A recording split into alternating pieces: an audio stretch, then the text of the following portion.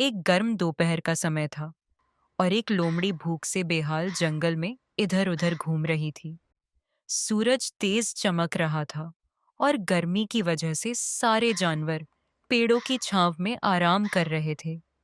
लेकिन लोमड़ी अपनी भूख मिटाने के लिए लगातार खाने की तलाश में थी।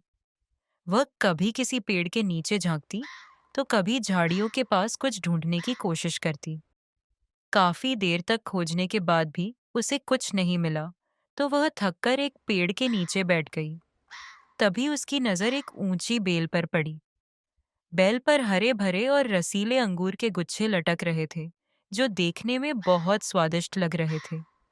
लोमड़ी की आंखें खुशी से चमक उठीं और उसके मुंह में पानी आ गया।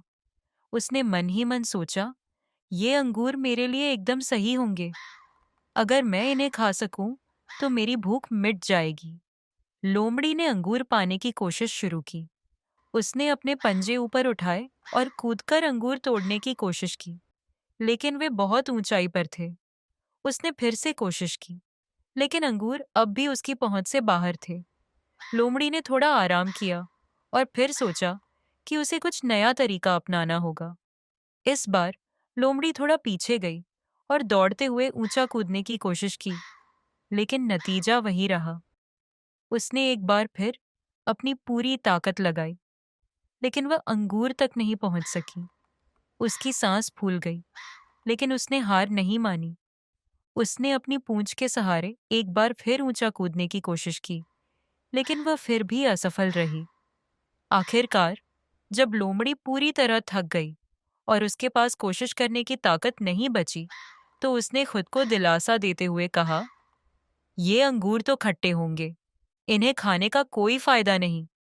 यह कहकर उसने गुस्से और निराशा में वहां से जाने का फैसला किया। यह कहानी हमें सिखाती है कि जब किसी लक्ष्य को हासिल करना कठिन हो, तो हमें अपनी रणनीति पर विचार करना चाहिए और असफलता को स्वीकारने के बजाय नए रास्ते ढूंढने चाहिए। Thanks for exploring with Kids Crew. For more videos, subscribe our channel or click on these links.